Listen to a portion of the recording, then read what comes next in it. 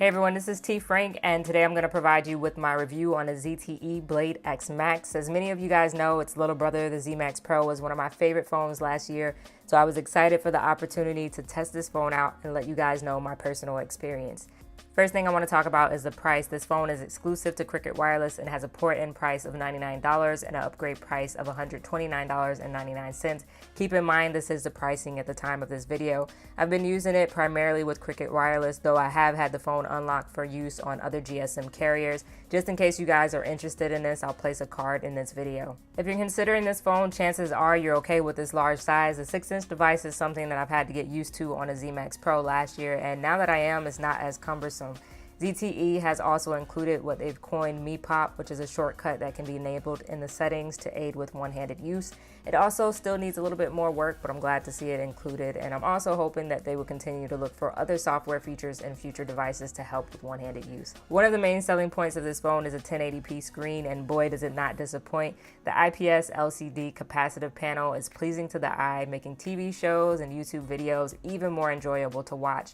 Multi-window is now available on the ZTE Blade X Max since this phone is running Android 7.1.1, and it has been working pretty smoothly.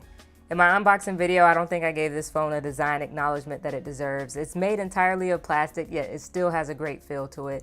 The glossy blue shimmery back is just gorgeous to look at in person, but it will show fingerprints, so I tend to keep it in a smart folio case. Continuing on with the design, the buttons are positioned in a place that makes them easy to reach, and while I'm still not a fan of the speaker on the back of the phone, I have to admit that it does get pretty loud. Dolby Audio is also included if you feel the need to tweak this further. The Fingerprint Reader isn't as surprising this year to see it on this device, as it is quickly becoming the norm. In my time using it, it has been pretty accurate and even slightly faster than that of my Z Max Pro. The phone does include Quick Charge 2.0 and a USB Type-C port, which is not included on a lot of budget devices, so I can appreciate the ZTE put this on this device. In my testing, I found the charging time to take about 2 hours to fully charge from 0 to 100%, so if the battery isn't completely depleted, the charging time will be quicker. Speaking of battery, this phone features a sealed-in 3400 mAh battery, and the Snapdragon 435, thus battery life has been great. I can get about 5 to 6 hours of screen on time depending on my use. This phone comes equipped with 32 gigabytes of internal storage and up to 128 gigabytes of expandable memory. There is also an option to format the SD card as internal storage.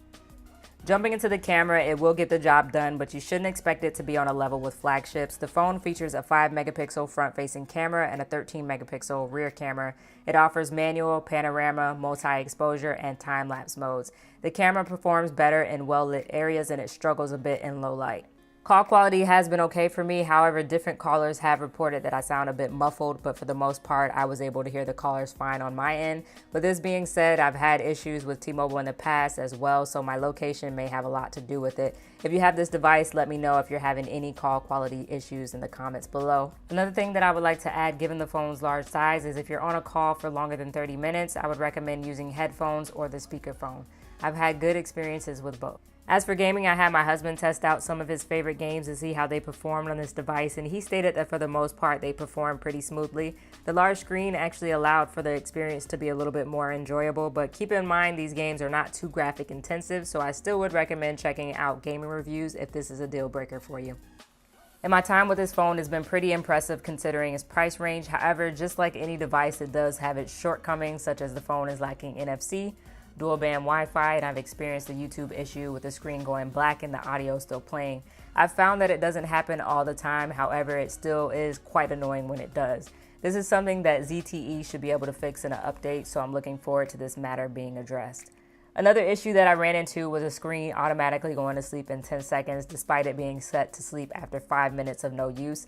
After troubleshooting the issue with the ZTE community, we found that it was because I had set the device up using a previous Android device. To fix this issue, I had to do a factory reset and set the device up as new. I'm hoping this issue will also be addressed in a future update. To conclude, my experience with this device has been very similar to my experience with the Z Max Pro. Overall, the phone performs quite well, and having Android Nougat on board allowed me to utilize this large screen a bit more with split screen apps.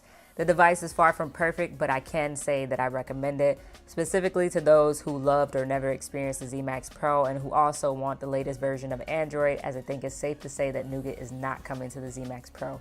However, if this phone does not seem like a big enough upgrade for you, I would recommend checking out the successor to the Z Max Pro, the ZTE Blade Z Max that was just released on Metro PCS. As always, thank you guys for taking the time to watch this video, and thanks again to the ZTE community for making this review possible. This is T Frank, and I'll catch you guys in another video. Peace.